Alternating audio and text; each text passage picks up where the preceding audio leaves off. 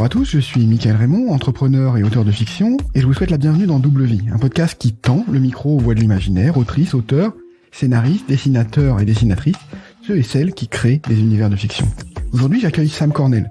Sam est un jeune auteur, non pas par l'âge, nous devons approcher tous les deux un âge que l'on qualifie de respectable, mais par son parcours d'auteur. Il a publié son premier roman, La Collision des mondes, en 2019, et notre proximité ne s'arrête pas à l'âge et à la passion pour les littératures de l'imaginaire. Il est également professionnel de l'informatique, directeur technique et expert des systèmes géographiques. Bonjour Sam, bienvenue. Bonjour. Bonjour à tous. Bon, écoute, ça me fait très plaisir de t'avoir parce que on s'est croisés de loin aux Imaginales et on n'a pas eu l'occasion de papoter ensemble. Donc c'est un bon ce podcast est un bon prétexte pour ça. Avant d'entrer dans le vif du sujet, j'ai envie de te poser une question qui m'est venue en préparant l'interview. Donc Sam Cornell. Cornell, c'est le nom d'une prestigieuse université américaine. Et j'ai l'impression que c'est pas par hasard, non? Non, c'est pas du tout un hasard, en effet. J'avais dans l'idée éventuellement de publier cet ouvrage. C'est un rêve pour tout le monde lorsque c'est son premier roman. Forcément, alors je connaissais les statistiques. Il y a à peu près 1% des romans qui sont envoyés chez les éditeurs qui sont acceptés, mais c'est quand même le rêve qu'on a tous dans un coin de notre tête, même si initialement le roman n'avait pas forcément été écrit dans ce but-là. Et donc, lorsque est venu le moment de le publier, je me suis posé la question du nom d'auteur, parce que pour diverses raisons, j'étais persuadé que je n'allais pas utiliser mon nom civil, on va dire ça comme ça, et qu'il me fallait donc trouver un nom de plume. Ce nom de plume, il m'est venu assez naturellement. Le prénom a été plus compliqué, mais le nom de plume m'est venu naturellement, puisque comme tu viens de l'évoquer, Cornell, c'est une université américaine. J'y ai passé 3 ans de ma vie à la charnière entre le XXe siècle et le XXIe siècle, et j'en garde un excellent souvenir. Et puis c'est aussi à ce moment-là que j'ai eu l'idée vraiment d'écrire pour un roman et non plus d'écrire des nouvelles ou d'autres choses. Donc Cornell est venu naturellement. Puis après il a fallu trouver un prénom qui colle et qui sied bien à ce nom-là. Donc Sam, très court, percutant. Voilà. Oh, il y en a eu plein, il y en a eu pas mal, mais à un moment donné il faut s'arrêter. Et puis au début c'est un peu schizophrénique quand c'est son premier roman et qu'on a un pseudo. On a un petit peu de mal à savoir lequel on utilise avec l'éditeur, avec les rencontres que l'on fait. Et puis avec le temps maintenant, quand même, Sam Cornell, c'est bien rentré dans mon esprit. Tu évoquais les nouvelles que tu écrivais, donc ça fait, on va parler un peu de tes débuts dans l'écriture. Que tu as commencé donc bien avant te lancer dans ce roman, bien avant même cette aventure américaine. Comment ça a démarré pour toi? Alors en fait, je ne fais pas partie de cette catégorie assez nombreuse et pour laquelle j'ai une grande admiration des gens qui écrivent depuis leur prime jeunesse ou leur adolescence. Moi, la littérature, elle m'est venue assez tard en fait, même en termes de lecture. Et c'est grâce à l'imaginaire, justement, la littérature de l'imaginaire, que j'ai commencé à lire des œuvres assez volumineuses. Bien évidemment, Le Seigneur des Anneaux. Quand on est tous au lycée, on y passe. Parfois, les gens, c'est au collège. Mais moi, ça m'est arrivé plus tard. Et puis, la littérature de l'imaginaire nourrissait le mien, justement. Et donc, j'ai lu de la SF, de la fantasy. Et puis, un peu plus tard, je pense avec un petit peu plus d'âge, mais on va dire 18-19 ans, c'est plutôt un virage vers le fantastique. Conclusion, je me suis d'abord nourri de mes lectures pour voyager dans mon esprit, on va dire ça.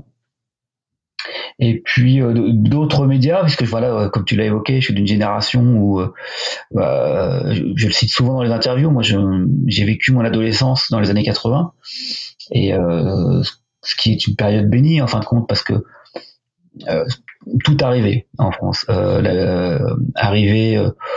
Même le fantastique, d'une certaine façon, les jeux de rôle, les jeux vidéo. Les jeux vidéo au début des années 80, c'était des petits carrés pour représenter des joueurs qui jouent au tennis ou au ping-pong. Et puis à la fin des années 80, c'était un petit peu mieux, mais c'était quand même encore très pixelisé. Donc j'ai vécu tout ça, j'ai vécu le jeu de rôle, l'arrivée des jeux de rôle en France. Et tout ça nourrissait de toute façon les films des années 80. Qui ne cite pas aujourd'hui Carpenter? J'écoutais le très bon podcast C'est plus que de la SF ce matin encore, et quelqu'un citait Carpenter. Voilà, tout ça c'est les années 80. Et puis donc c'est un peu après, on va dire, donc plutôt les années 90, dans ma vingtaine, on va dire, que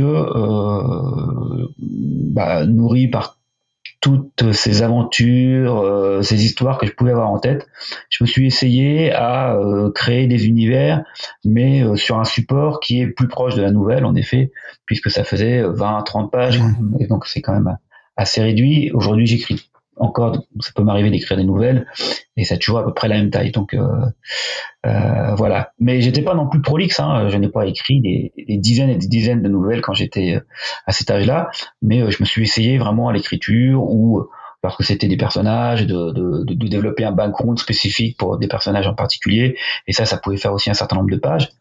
Voilà, mais c'était un exercice d'écriture.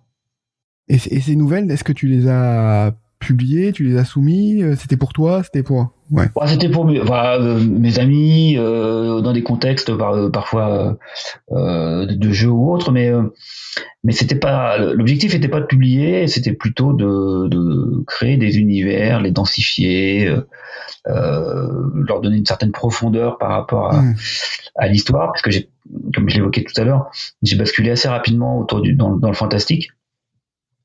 Donc moins dans la fantasy et moins dans la SF, et donc le fantastique, souvent tu peux être dans des époques passées, parce que bien évidemment les littératures du 19e siècle ou début 20e, le gothique et ce genre de choses faisaient que soit tu inscris ton récit dans le passé, soit ce récit ancre, je dirais, son histoire dans des temps plus anciens. Oui, le fantastique a une profondeur aussi qui est fascinante, et une palette et une richesse que avec le fantastique on est capable de couvrir tout le spectre humain, mais sans avoir l'air d'y toucher, quoi. C'est vraiment une manière de traiter les peurs qui est assez intéressante. Tout à fait. Donc la publication n'était pas du tout l'objectif initial à cette époque-là. Ok, écoute, c'est très bien.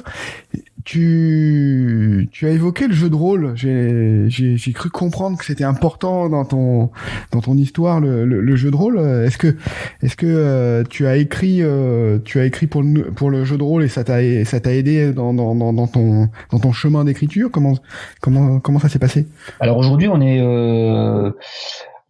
est plusieurs auteurs à revendiquer en effet un passé, appelons-le holistique, des grands auteurs, notamment alors autour de l'appel de Cthulhu, vous allez retrouver Lovan Brook ou Maxime Chatham, donc qui sont quand même deux auteurs assez réputés dans le thriller. Alors moi je l'évoque pour deux raisons.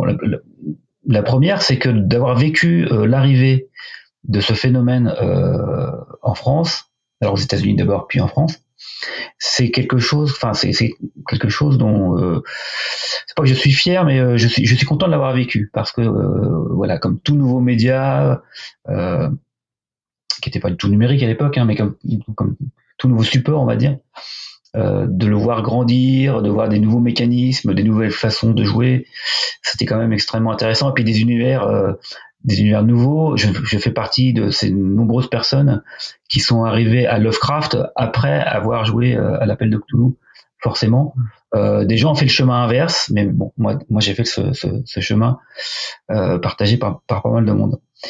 Et puis lorsque je me suis mis en tant qu'adolescent, en fin de compte, alors j'ai arrêté quelques années après, mais j'ai fait pas mal d'années, plutôt dans de la fantasy d'ailleurs, originellement. Ce qui m'a énormément attiré dans cet univers, dans ce monde ludique, c'est la liberté de créer ces histoires. C'est-à-dire, je ne prenais pas, il y avait bien sûr pléthore de bouquins que tu pouvais acheter en francs à l'époque, et avec des histoires que tu pouvais faire jouer à tes joueurs. C'était pas du tout ce qui m'intéressait dans le jeu de rôle. C'était de créer mes propres histoires, et jouer en campagne sur du long terme avec des personnages qui vont se développer. Et c'est plutôt le côté souffle épique qui m'intéressait. Et puis j'étais encore assez jeune, faut l'avouer. Et donc ça, en termes de liberté, de pensée, de réflexion, de construction, c'était phénoménal. Et puis après, alors donc moi j'ai arrêté avant de partir aux États-Unis, donc au cours des années 90, j'étais encore assez jeune, et j'ai eu des expériences donc plus proches du théâtre, avec ce qu'on appelle le grandeur nature, où là tu crées également un background et puis une trame narrative dans laquelle les joueurs vont être plongés. Et c'est un exercice qui est beaucoup plus rare forcément, mais qui, en termes d'écriture, permet aussi d'étoffer cette fois non pas uniquement, je dirais, le côté oral du jeu de rôle autour d'une table, même si le jeu de rôle dans la nature est oral lorsque tu le joues de manière théâtrale le week-end venu, mais toute la préparation de ce genre d'événement est extrêmement écrite. Hein, donc, et ça a continué à me titiller justement ce côté écrire des histoires et ce genre de choses. Ce qui est fascinant dans le jeu de rôle, là, tu emploies le mot jouer, mais c'est plus que jouer, c'est de l'expérience. En fait, c'est vraiment essayer de transmettre une expérience. Quand t'es maître de jeu, tu veux transmettre une expérience aux joueurs et leur faire les attraper, et leur faire vivre quelque chose, quoi. Oui, tout à fait. Une atmosphère, une ambiance. On se rappelle forcément des parties qu'on a fait quand on était gamin. Et puis lorsque c'est du grandeur nature, même si c'est 20 ans après, si je rencontre quelqu'un qui a participé à des grandeur nature que j'ai organisé, il va me citer 12 milliards d'anecdotes, y compris nombreuses que j'aurais pu oublier, parce que ça l'a marqué. C'est juste un week-end, mais ça a marqué pas mal de personnes. Donc on vit des expériences. Après, au bout de quelques dizaines d'années, on se rend compte quand même que ça reste un univers ludique. C'est pas du tout péjoratif chez moi, au contraire. Mais par rapport, je dirais, aux contingences de la vie professionnelle et familiale, forcément, c'est quand même un moment hors du temps. C'est une parenthèse qu'on s'offre dans notre vie, quoi, dans notre vie personnelle. Voilà. Et puis convivial, c'est quand même se retrouver entre amis autour d'une table, voilà. Le but, c'est de passer un moment. Ok. Un bon prétexte pour se retrouver aussi, ouais. Et donc là, surtout dans cette période, voilà, après 2 ans de Covid, je pense que les gens sont contents de se retrouver, que ça soit un jeu de plateau, un jeu de rôle, ou en ciné ou ce genre de choses, c'est quand même utile. Ouais, c'est un retour de l'humain là après qui manquait. Et on l'a vu sur le salon des Imaginales aussi. On sentait qu'il y avait une énergie et une envie de se retrouver entre les gens, enfin avec les gens qui étaient là et qui avaient pas fait de salon depuis un long moment. Donc toi, t'as écrit des nouvelles, t'as écrit des scénarios pour de jeux de rôle, et un jour tu t'es dit bon, je vais faire un roman maintenant. C'est ça que t'as senti quelque chose, ou est-ce que ça venait de tes histoires pour le jeu de rôle, ou est-ce que c'était complètement différent? Alors oui et non, mais plutôt non. Mais je pense que tu l'as bien résumé. À un moment donné, quand tu t'es exercé, même si c'est quelques dizaines de pages ou des backgrounds de 3-4 pages, quand tu t'es exercé à l'exercice, de faire attention à ta construction narrative et un certain nombre de choses, même si j'estime aujourd'hui que c'était très amateur par rapport à ce que j'essaye de faire quelques années plus tard. Mais tu prends un plaisir. En fait, ce que j'ai découvert, c'est le plaisir de l'écriture.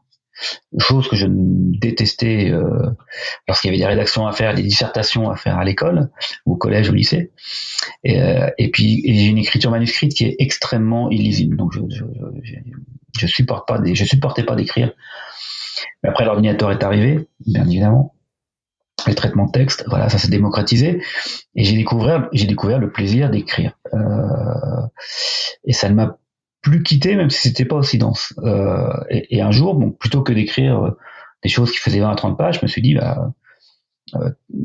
si tu as une histoire en tête, ce qui m'est arrivé justement lorsque j'étais à l'université Cornell, si tu as une histoire en tête, laisse-la mûrir bien évidemment dans ton esprit, mais après, couche-la sur papier, digital, numérique, mais couche-la sur papier comme si tu souhaitais écrire un roman.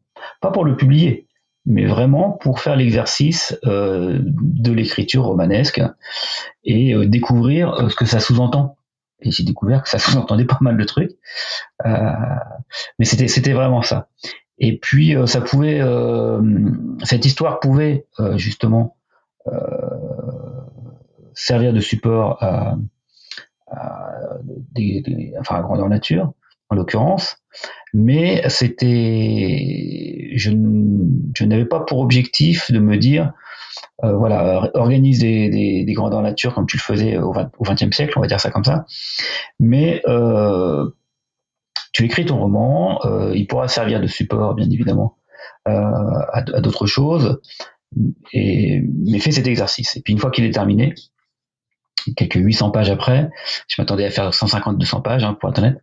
Une fois qu'il est terminé, là, te vient forcément en tête l'idée de publier, parce que t'as pas fait des années d'écriture, de recherche, d'apprentissage sur les aspects narratifs, pour ne pas essayer. Et puis j'ai eu la chance de trouver un éditeur, donc maintenant je vis l'expérience éditoriale, mais ça m'est plutôt venu comme ça. Essaye-toi à l'écriture d'un roman. Et tu mentionnes la taille, 150-200 pages, c'est ce que tu avais en tête à l'origine. Au final, t'as fait un gros volume. Alors en fait, j'avais dans l'idée, j'avais une histoire en tête. Et donc j'avais envie bien évidemment de non pas de la partager, mais la poser d'abord sur papier, de l'étoffer. Et puis ensuite, c'était, comme je le disais, un exercice d'écriture pour moi. Ce qui m'intéressait dans cet exercice, c'était, en tant qu'amateur, au début, bien évidemment, c'était d'apprendre. Et donc l'idée d'un roman choral m'est venue assez naturellement. Je ne saurais pas dire quand, mais elle m'est venue assez naturellement. Ce qui fait que le livre, très vite, s'est découpé en une trilogie, quadrilogie. Donc au final, ça a été une quadrilogie avec 4 styles littéraires très différents. Mais tout ça pour répondre à ta question, pour te dire que oui, quand j'ai commencé à écrire, je n'imaginais pas que c'était une quadrilogie. J'avais une histoire en tête et je me suis dit, bon, t'as déjà écrit 20, 30, 50 pages. Un roman, ça fait 150 à 200 pages. Il y a beaucoup de publications qui font 150 à 200 pages. Ton histoire, elle est plus étoffée. Ça fera 150 à 200 pages. J'avais pas du tout l'idée, l'envie, l'objectif de faire 800 pages. Mais c'est au fur et à mesure, comme j'avais déjà, grosso modo, toute la trame, on en discutera peut-être, je suis un peu architecte et un peu jardinier, mais pas foncièrement l'un ou l'autre. J'avais déjà toute la trame, et donc au fur et à mesure que j'écrivais ce qu'il y avait à écrire, je me rendais compte que je suis au quart de l'histoire et j'ai fait 150 pages par exemple. Donc ça, je me suis rendu compte assez vite que lorsque j'ai fini le premier volume, donc le premier épisode,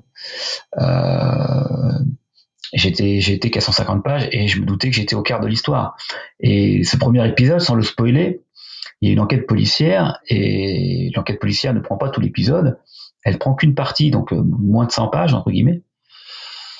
Donc forcément, au bout de 100 pages, je me rends compte que j'ai encore des millions de choses à écrire. Et là, je savais que l'exercice serait très long, et je savais aussi que comme l'objectif c'était pas de sortir un bouquin, que ça me prendrait des années et que ça sera une découverte et une aventure. Et tu as, alors comme tu dis, il y a 4 parties en fait qui sont presque des livres, chacune étant presque un livre indépendant et qui se réunissent dans un seul tome en fait. C'est ça le principe presque. Oui, alors pour plusieurs raisons. Donc le côté exercice littéraire, le premier est un polar, le second est un thriller ésotérique, et le troisième est un roman plus historique, mais dans la continuité, bien évidemment, on en reviendra peut-être dessus. Et le quatrième est un roman fantastique. Bien évidemment, toute l'histoire est un roman fantastique. Il est paru dans la collection fantastique chez les éditions L'Ivresse. C'est la même histoire, mais il y avait cet exercice littéraire. Et puis par contre, quand il y a eu la parution, j'avais été en contact avec d'autres éditeurs et on se posait la question de le sortir. Est-ce que c'était 2 volumes, 3 volumes? Pour des raisons que je ne peux pas trop évoquer sans spoiler l'histoire, 2 volumes, c'était assez logique de faire une césure au milieu. Et puis Émilie Ancio, l'éditrice de chez L'Ivresse, m'a dit non, ce sera qu'un seul volume. Et elle a eu parfaitement raison. parce que c'est vrai que cette histoire-là, même s'il y a quatre styles différents parce qu'on suit l'histoire au travers de quatre personnages, on va dire différents, enfin il y a plus que quatre personnages, mais on va dire quatre regards différents, quatre points de vue différents et motivations différentes. On peut pas faire une enquête policière de 700 pages avec de ce style-là, avec un seul point de vue, un seul narrateur, c'est impossible. Donc, comme l'histoire, malgré ces 4 épisodes, se contemple, on va dire, ou se comprend que lorsqu'on arrive au point final, eh bien, c'était finalement la bonne idée.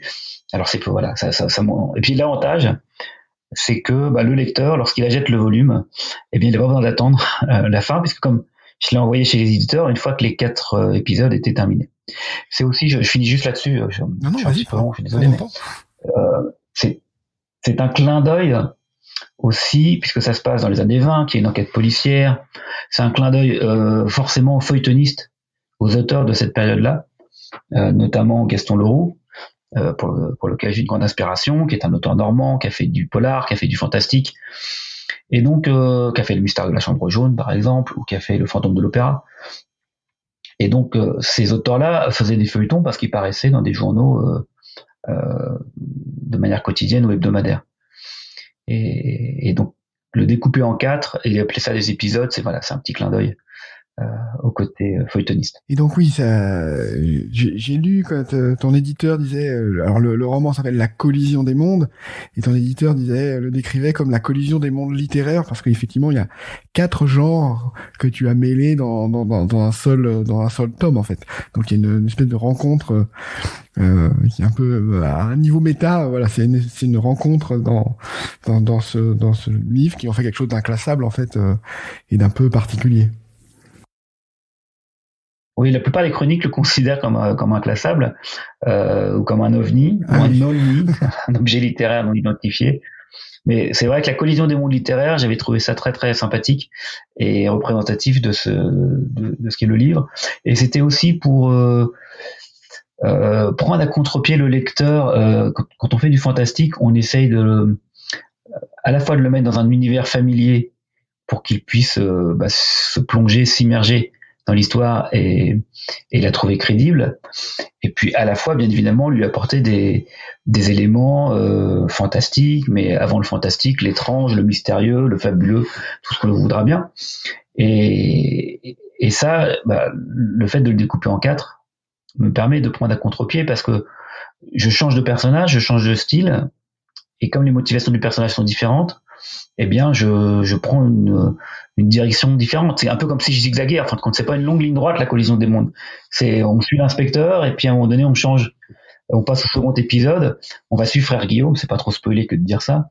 On va suivre Frère Guillaume, qui est un prêtre et qui a donc d'autres motivations de poursuivre la même enquête, mais dans une direction forcément différente. Et pour découvrir d'autres choses. Et donc là tu as 4 épisodes dans ce roman. Est-ce que tu avais déjà en tête cette histoire-là quand tu as commencé, ou c'est quelque chose qui s'est enrichi dans ton cheminement en cours de route? Alors c'est un peu des deux. C'est ce que j'évoquais tout à l'heure entre. Je pense que je suis pas le seul comme ça. Et puis mettre les gens dans les étiquettes, c'est toujours compliqué. Je suis un peu le mélange entre architecte et jardinier. Donc pour les auditeurs, les architectes sont ceux qui planifient tous leurs romans avant de d'écrire la moindre ligne, qui font des fiches de personnages et j'ai une admiration pour ça, parce que c'est un travail de planification et c'est une rigueur qui est fabuleuse. Et puis les jardiniers sont ceux qui, au contraire, plantent une graine, la première ligne, ils n'ont pas du tout planifié leur ouvrage, ils ne savent pas où ça va arriver, et puis c'est au fil de l'écriture qu'ils rédigent en fin de compte leur histoire, et qu'ils découvrent même la fin, y compris des grands auteurs. Beaucoup de très grands auteurs sont jardiniers, d'autres sont architectes. Il n'y a pas de jugement de valeur, bien évidemment, il y a de très bons auteurs des deux côtés. Moi, je suis un mélange des deux, dans le sens où j'ai déjà la trame générale de l'histoire, parce que j'ai déjà la fin surtout.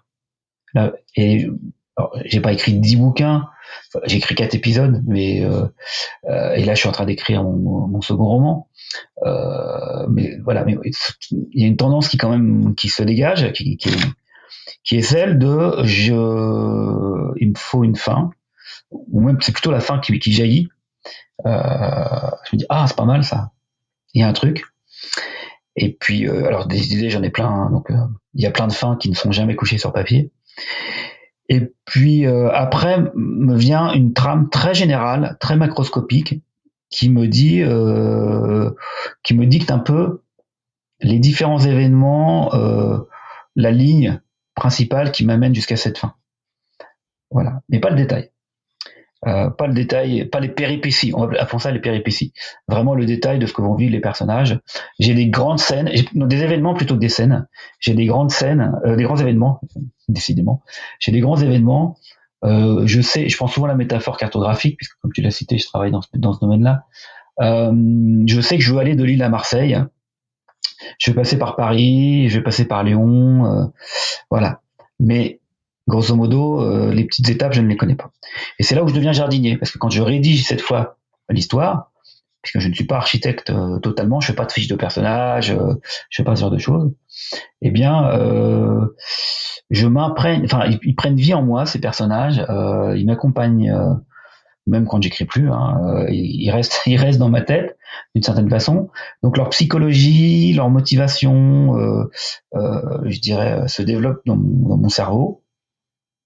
Et lorsque j'écris, eh bien, je n'écris une scène que lorsqu'elle a été suffisamment peaufinée dans ma tête, mais elle n'a pas été peaufinée 3 mois à l'avance. Elle a été peaufinée 3 heures avant d'écrire, et avec plutôt une approche assez cinématographique, visuelle. C'est-à-dire qu'il faut que je visualise la scène, si c'est une scène d'action par exemple, ou si c'est une scène d'ambiance, il faut que je visualise la scène pour pouvoir après la transcrire. Et là, les personnages, je les libère dans cet environnement, et puis ils réagissent comme ils sont censés réagir, et peut-être pas comme moi je l'avais imaginé. Et c'est là où je prends plaisir à écrire, parce que si tout était écrit ou prévu à l'avance, si j'étais un pur architecte, je prendrais pas de plaisir, puisqu'en fin de compte, je lis mon histoire. Je suis le premier lecteur en fait, au moment où elle se couche sur papier.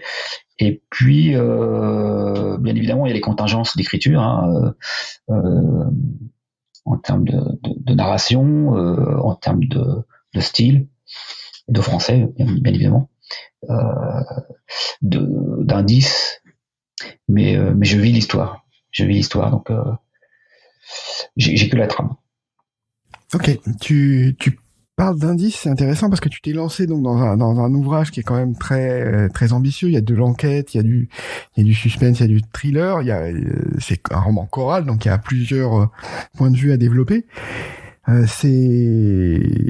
Comment t'as géré ça? Parce que pour un premier roman, c'est quelque chose qui nécessite quand même un peu de technique quand même. Donc est-ce que en plus c'est un projet, je crois, qui s'est étalé sur des années. Donc comment t'as réussi à gérer, à aller au bout quand même? C'est beau. Alors j'ai un esprit assez fécond et j'ai cette chance, enfin je pense, j'estime, même si je prends des notes, d'avoir encore une mémoire qui me permet de stocker beaucoup de choses. Donc en effet, il y a pas mal de choses dans mon esprit. Et puis avec le temps aussi, s'est développé aussi je sais pas si c'est une méthode, en tout cas une approche de l'écriture qui est que si une idée ne reste pas suffisamment longtemps dans mon esprit, c'est qu'elle est pas bonne. Une bonne idée, elle s'ancre, elle s'accroche aux neurones, aux méninges. Donc en effet, il faut emmagasiner, engranger un grand nombre d'informations dans son esprit. Alors il y a quelques notes quand même, hein, ça serait très prétentieux et malhonnête de dire que j'en prends pas du tout. Je prends quand même quelques notes, notamment quand il y a des chronologies, des dates, pour être cohérent, hein, ne pas, enfin, c'est un exemple que j'ai pas dans mes romans, mais ne pas faire conduire une voiture à quelqu'un qui a 10 ans, ou ce genre de choses, ne pas se marier dans des époques où on se mariait jeune, que les gens se marient à 50, 70 ans, ça colle pas non plus. Donc tout ce qui est chronologique, il faut prendre quelques notes. Mais j'ai donc un grand nombre d'informations, et puis j'ai appris dans ce premier roman à distiller. Je pense que c'est le terme. À distiller les informations je le revis encore dans mon deuxième roman. En fait, j'ai plein de trucs dans la tête, donc ça bouillonne. Et puis on veut pas. Alors même si ma première expérience, voilà, c'était 800 pages, ça a été sorti en à peu près 700 pages. La deuxième fois, je me dis, je vais pas me faire piéger. Mon bouquin, il sera plus court, il fera 300 à 400 pages. Je suis déjà à 400, j'ai pas fini le bouquin. Donc je me suis fait avoir une deuxième fois. Et donc même quand on veut faire court, ou quand on sait pas que ça va faire 5, 600, 700 pages, on a tendance à vouloir, je pense, je sais pas si tout le monde est comme moi, mais à vouloir trop donner trop vite. Et très vite, on apprend à se dire, mais il faut que tu maintiennes le suspense, il faut pas que tu en dises trop, il faut que tu laisses une once, voire plus qu'une once de mystère. Donc, des indices que parfois je pouvais délivrer à la page 50 ou 100 se sont retrouvés 100 pages plus loin ou 200 pages plus loin, voire beaucoup plus loin. Et aujourd'hui, c'est pareil dans mon second roman. Donc je l'ai appris, hein. Je ne maîtrisais pas du tout cette construction scénaristique, notamment dans le domaine du polar, qui est que il faut distiller les indices. Et puis le deuxième point, c'est que c'est une très longue enquête, mais il y a des sous-enquêtes. Ce qu'on appelle des arcs narratifs en fait, hein. C'est une écriture plutôt sérielle, donc il y a des arcs narratifs, et j'ai voulu faire en sorte que notamment au tout début, mais même dans tout le livre, le lecteur puisse faire l'enquête avec l'inspecteur par exemple, comme dans ce qu'on appelle un whodunit, c'est-à-dire un Agatha Christie. Bon, les chroniques sont souvent c'est pas à moi d'en juger, hein, parce que je trouve ça très flatteur et gentil, mais les chroniques ont pas souvent cité Gaston Leroux, alors que c'est une inspiration manifeste, mais Agatha Christie. Donc on se retrouve un peu comme dans Hercule Poirot, où l'auteur a vraiment placé à différents endroits tous les indices, et lorsque tout le monde se réunit, donc autour de la page 70-80, pour élucider le premier crime, le lecteur, logiquement, il est capable de le faire. Oui, donc c'est un grand plaisir à construire. Oui, mais c'est une discipline aussi. Enfin, c'est vraiment quelque chose qu'il a fallu apprendre, que je ne maîtrisais pas du tout. Je suis pas convaincu que je le maîtrise encore totalement, qui est vraiment de distiller les choses, et le rythme aussi, c'est-à-dire que j'ai appris dans le premier, et je pense que je le maîtrise un peu mieux dans le second, le fait qu'il faut, bien évidemment, ça paraît naturel, hein, mais quand on écrit et qu'on est face à sa page blanche, c'est différent. Alterner les phases d'action, des phases plutôt de réflexion, et même les épisodes. Ils ont forcément des styles différents. On n'écrit pas un roman historique comme on écrit, hystérique je sais pas, mais un roman historique comme on écrit du fantastique ou comme on écrit du polar. Les rythmes sont différents, la musique est différente. Oui, donc ça a été aussi une expérience formidable pour apprendre, parce que le fait de juste apposer les genres comme ça t'a permis aussi d'enrichir ta palette considérablement. Mais c'était le but. C'était vraiment le but. Je suis quelqu'un qui suis un passionné d'imaginaire, clairement, que ça soit en film, en série, en jeu vidéo, jeu de rôle, tout ce qu'on veut. Tous les supports, je baigne dedans depuis que je suis petit, et je pense que ça me durera de nombreuses années encore, enfin j'espère. Et donc, mais j'aime tout un tas d'autres choses.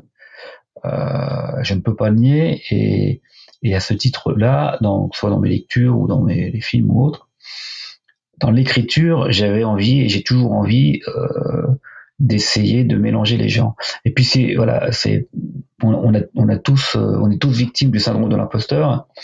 Il est chevillé au corps, il nous lâche pas. Donc on se dit que les éditeurs, même si au début l'objectif n'est pas de faire ça pour des éditeurs, mais le lecteur d'ailleurs, avant l'éditeur, on se dit que le lecteur, il a déjà vu des millions de choses, donc comment le surprendre?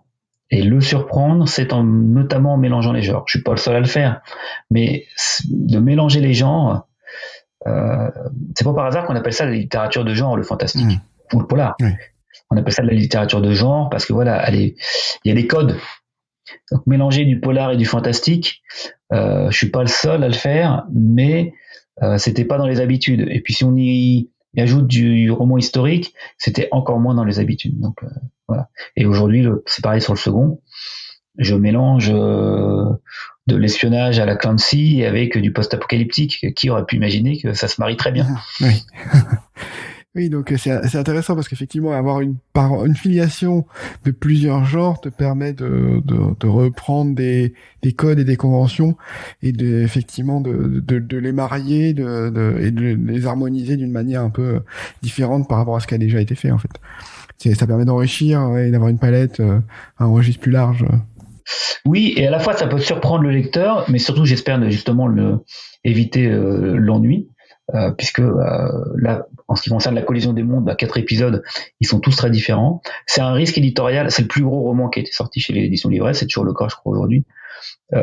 C'est un risque éditorial pour une petite maison d'édition et je remercierai jamais assez Émilie Ancio, l'éditrice, de m'avoir accordé sa confiance parce que le fait de faire les 4 épisodes en un seul volume, forcément, ça a une sacrée taille et le fait d'avoir ce mélange des genres peut dérouter. Ça peut plaire. Alors globalement, aujourd'hui, le retour des lecteurs et des chroniques sont plutôt positives, donc j'en suis très ravi. Mais c'était un sacré pari parce que ça peut déplaire. Et pour les gens qui ont parce que c'est rare d'aimer 4 styles aussi différents quand même. Entre le polar à la Agatha Christie, le fantastique à la Poe, Lovecraft, etc., ou le roux, et puis du roman historique un peu à la Anne Rice, c'est quand même des lecteurs très différents d'habitude. Oui, et ça peut sur le fantastique, il y a autant Agatha Christie plaît à un certain nombre un public très large, autant le fantastique un peu sombre à la Edgar Poe, Lovecraft, etc. Bon, ça peut rebuter un certain nombre de personnes. Tout à fait. Et en fin de compte, c'est une espèce d'alchimie. C'est un pari que j'ai pris. Alors même si au début le but c'était pas éditorial, moi c'est un pari que j'ai pris parce que j'avais envie de raconter cette histoire. J'avais envie de la partager, ne serait-ce qu'autour de moi au début forcément. Et donc je savais que j'aurais quand même quelques lecteurs. Alors je pensais peut-être quelques dizaines au début. Aujourd'hui, ça se compte quand même, ça se compte beaucoup plus. Mais le pari a été réussi, semble-t-il. C'est pas à moi d'en juger, c'est plutôt au lecteur. Mais je crois que tu as été réédité en fait Oui, c'est déjà je dirais, un gage de satisfaction et de réussite par rapport à ce roman, c'est il est sorti donc en 2019, peu de temps avant le Covid finalement, puisqu'il est sorti à la fin de l'été 2019 et la Covid est arrivée au printemps 2020. On a eu la chance avec la maison d'édition Livresse que le premier tirage soit épuisé à la foire de Bruxelles, qui était, je crois, autour de 8 ou 9 mars 2020. Donc quelques jours avant le 12 mars, le confinement généralisé. Donc c'était très bien, on était très heureux, j'étais bien évidemment très satisfait. Et par contre, après, c'était l'inconnu, c'était le saut dans l'inconnu. Donc après la satisfaction d'avoir écoulé son stock, on se retrouve dans il a pas trop mal marché. Est-ce que on va pouvoir continuer sur cette dynamique? Et ça passe par déjà le souhait de la maison de réimprimer. Et pareil, là, Livresse Édition, qui a cru une première fois dans cet ouvrage, justement a vu, je pense, une dynamique autour de lui pour le réimprimer. Mais par contre, on n'avait plus de salon, on n'avait plus de librairie, on n'avait plus de salon, donc c'était sacrément osé de leur part et c'est chouette. Et donc après, on a eu une longue traversée du désert d'1 an. Et puis lorsque les librairies se sont ouvertes et puis que les dédicaces ont pu recommencer, puis après les salons, les festivals, notamment avec l'arrivée du pass sanitaire, ça nous a quand même donné un bon bol d'oxygène. Oui, j'ai l'impression que comme c'est ton roman, voilà, c'est ton premier roman et tu es là pour le porter, ça continue, il continue à vivre sa vie et voilà, il est lu, quoi. Oui. Alors en fait, quand c'est ton premier, tu disais tu n'en as qu'un, donc quand tu vas en dédicace ou l'Imaginal par exemple, à la différence d'autres auteurs, tu te retrouves avec un seul bouquin, donc forcément tu n'as pas différentes histoires à proposer, tu n'en as qu'une seule. Et dans la promotion qui s'ensuit, tu te retrouves à essayer de le promouvoir vraiment au maximum. Et par contre, quand tu écris ton deuxième roman, tu te retrouves avec justement, faut partager ton cerveau entre la promotion de ton unique roman sorti avec la création de ton nouveau roman. Et il y a des moments, alors c'est plus le cas aujourd'hui, mais au début, lorsqu'il est sorti, et ben tu crois que tu as coupé le cordon, et ce qui est vrai d'une certaine façon, puisqu'il est cristallisé, voilà, tu vas plus pouvoir y retoucher, mais finalement tu as tout un travail que je découvre, marketing, entre guillemets, marketing c'est peut-être un terme un peu fort, mais en tout cas de communication et de promotion autour de ton ouvrage. Ouais, il y a peut-être une sorte de phénomène, j'imagine, quand t'as passé des années sur un texte, tu l'as terminé, il est imprimé, les lecteurs l'ont entre les mains, tu te dis bon, maintenant je veux passer à autre chose, quoi. Il y a aussi peut-être ce phénomène-là où tu te sens un peu entre deux eaux, entre deux chaises. Enfin, c'est encore un peu ton bébé en fait. Je pense que c'est ce qui arrive. Enfin, moi je peux pas aller au connaissance de cause, mais c'est tu sais, quand t'as des enfants qui arrivent à 18, 19, 20 ans et qui quittent le foyer, je pense que ça, tous les parents qui ont connu ça, forcément, se retrouvent dans cette situation-là. Ça reste néanmoins tes enfants, même quand voilà, moi je resterai toujours l'enfant de ma mère, même si aujourd'hui j'ai 50 ans. Donc, voilà, ça reste ton bébé. Ton roman, il a potentiellement, je pense, des imperfections des premiers romans, mais dans ton cœur, ça reste quelque chose, quoi. Mais le travail se fait quand même. Donc aujourd'hui, j'arrive à écrire pleinement le deuxième, tout en faisant la promotion du premier. Mais il a fallu un temps pour que je me replonge dans l'écriture du deuxième. Okay. Comment est-ce que tu peux parler, tu peux dire deux trois petites choses sur la suite, en fait, comment ce deuxième roman, est-ce que tu sais déjà le genre, oui, tu parlais de post-apo. Oui, je peux en parler. Spoiler, c'est compliqué. Pas spoiler, non, voilà, évoquer. Alors, encore une fois, je pars dans une toute autre direction. Et même, enfin, pour être honnête, je rédige un roman post-apocalyptique alors que je me suis dit que je ne ferais jamais de roman post-apocalyptique, que c'est un genre sur lequel je n'aurais. Alors, j'aime bien voir des films, enfin voilà, on parlait des années 80 tout à l'heure, le premier Mad Max, puis le second, forcément, des choses comme ça. Il y a tout un tas de films post-apocalyptiques qui sont vraiment des chefs-d'œuvre, mais je ne pensais pas m'y frotter en termes littéraires parce que j'imaginais, et aujourd'hui je le vis au quotidien, que c'était une écriture particulière parce qu'il faut créer une ambiance post-apocalyptique. Et puis voilà, des dizaines et des dizaines d'auteurs sont passés par là. Aujourd'hui, en plus, il y a une mode autour des dystopies. Les mondes post-apocalyptiques sont plus ou moins dystopiques. Donc en young adulte, il y a eu pas mal de choses. Et voilà, donc clairement, je me suis dit aucune originalité d'aller là-dedans. Mais quand une histoire germe dans ton esprit, en fait, tu ne peux pas cette puissance créative, tu ne peux pas, chez moi en tout cas, je peux pas l'arrêter.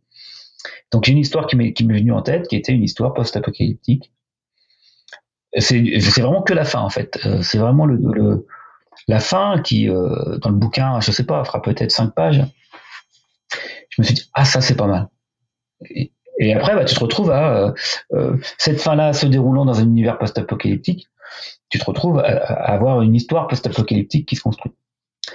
Et en fait, pour répondre à ta question, après avoir passé 4 épisodes et 700 pages dans le passé, la collision des mondes, l'enquête se passe dans les années 20, mais l'histoire prend ses racines dans les siècles précédents, jusqu'au Moyen-Âge.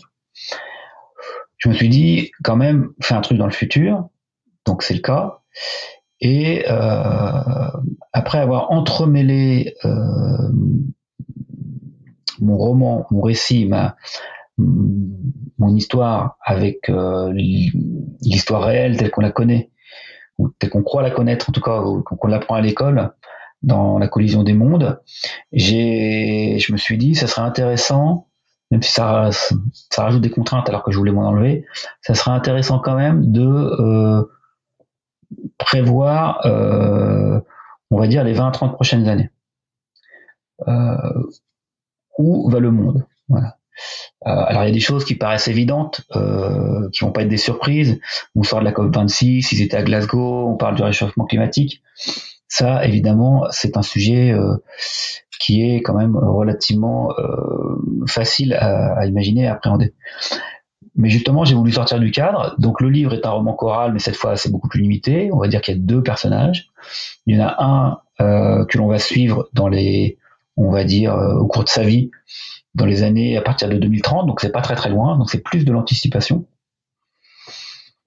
Sans spoiler, on va dire qu'on est avant la catastrophe, que je ne vais pas évoquer. Et l'autre personnage, on va le suivre un siècle plus tard, c'est une jeune adolescente américaine.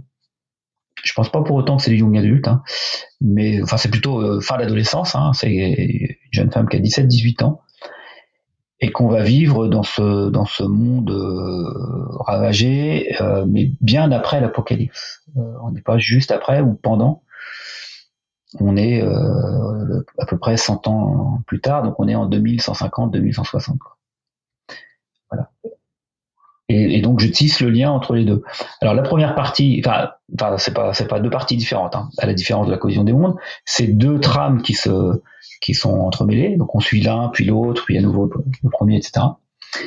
Donc là, lorsqu'on suit Nathan Travis, pour l'instant c'est le nom des personnages, je sais pas si ça changera. On est donc dans un futur proche. Il y a des considérations géopolitiques sur l'avenir de notre humanité, en fait. Hein. Donc la géopolitique, forcément, peut avoir du lien avec des romans d'espionnage à la Tom Clancy, c'est ce que j'évoquais tout à l'heure. Et puis non, lorsqu'on est 150 ans plus tard, là, forcément, après l'effondrement, appelons ça comme ça, il y a plus de structure, enfin, il y a moins de structure politique, donc on est sur un autre style. Mais il faut voilà, je voulais pas faire une dystopie, je veux pas spoiler trop, donc je voulais clairement, j'ai pas fait de pandémie, c'était une évidence, mais c'était pas l'idée que j'avais en tête, hein. Mais en tout cas, voilà, donc j'ai pu déjà spoiler un truc, ce n'est pas une pandémie. Je pense que vous en avez marre des pandémies, donc ce n'est pas une pandémie. Et ce n'est pas une dystopie. Ok, bah écoutez, très alléchant aussi, donc merci d'avoir brossé le portrait de ce prochain roman. Donc ça c'est ton focus pour la prochaine étape de ta carrière. Est-ce que tu continues à écrire des nouvelles? Est-ce que tu as envie de publier des nouvelles, ou comment ça se passe de ce côté-là? Alors tout à fait. Alors j'en souris parce que m'est arrivé. Alors chez moi, je crois que je suis un peu comme Archimède, ça m'arrive souvent dans le bain, voilà. Petit partage de ma vie privée. M'est arrivé, ou la douche quand même. Je prends pas des bains tous les jours. Une fulgurance, une histoire. Pareil, c'est la fin. Je me suis dit, bah, faut à tout prix que je la couche. Même si j'étais embarqué dans un second roman. Et je l'ai pas évoqué au cours de l'interview, mais je peux avoir plein d'idées dans la tête. Par contre, en termes d'écriture, je n'ai qu'un seul projet à la fois. Comme je suis pas architecte et que j'ai une part justement de jardinier chez moi, je ne peux pas. Je suis admiratif devant les personnes qui ont 3-4 ouvrages en cours. Moi, je sais pas faire. C'est qu'un seul à la fois. Donc quand j'avais mon second roman, c'est pas que je m'interdisais, mais c'est pas dans ma nature d'écrire d'autres choses au passage. Je peux prendre des notes, je peux avoir des idées, j'ai des idées d'autres romans. Je couche des notes pour me dire, bon, peut-être qu'un jour je le développerai. Mais j'ai qu'un seul roman. Puis tout d'un coup, il y a eu cette fulgurance, une histoire qui ne méritait pas de faire un roman, de toute façon. Ça se prêtait vraiment à la nouvelle. C'était pas la première fois, mais il y en a une autre que j'ai pas écrite, où j'ai pris que des notes, comme je l'ai évoqué tout à l'heure. Mais là, elle était tellement courte, c'était tellement un shoot en fait. C'était tellement un shoot pour le lecteur et pour l'auteur que je me suis dit, bah fais-la, ça te fait une pause dans ton roman, mais ça va pas te prendre longtemps. Ça m'est arrivé il y a quelques mois, hein, c'est pas si vieux. Et la nouvelle fait 20 pages, à peu près, elle fait 25 000 signes, je crois, dans mon souvenir. Et inclassable par rapport à tout ce que j'ai évoqué tout à l'heure. C'est-à-dire, c'est pas du polar au sens où de Nietzsche, c'est pas du thriller, c'est pas du fantastique, c'est pas de l'historique, c'est pas de l'espionnage géopolitique, c'est pas du post-apo, c'est pas de la SF, c'est inclassable. Donc j'ai beaucoup de mal à trouver un endroit où je vais pouvoir la publier. Je pense que ce qui colle le plus, c'est il y a des romans noirs, c'est une nouvelle noire. Donc sans trop en dire, et même j'en suis pas certain. Mais voilà, donc c'est contemporain cette fois, donc c'est ni dans le passé ni dans le futur. C'est une nouvelle contemporaine. J'en suis assez fier, hein, même si c'est court une nouvelle. Hein. Mais j'aime. Voilà, j'ai des bêta lecteurs. Les bêta lecteurs l'ont apprécié. Ils ont pas entrevu là où je voulais les emmener. J'essaye de pas trop en dire. Donc j'ai envie de la publier et il faut que je trouve un éditeur qui corresponde vraiment à ce style-là. Alors j'ai peut-être trouvé quelque chose. Et puis j'ai trouvé un appel à texte, là ça date d'il y a une semaine, qui correspond. Parce que les appels à texte, lorsque vous avez une nouvelle, c'est pas toujours évident.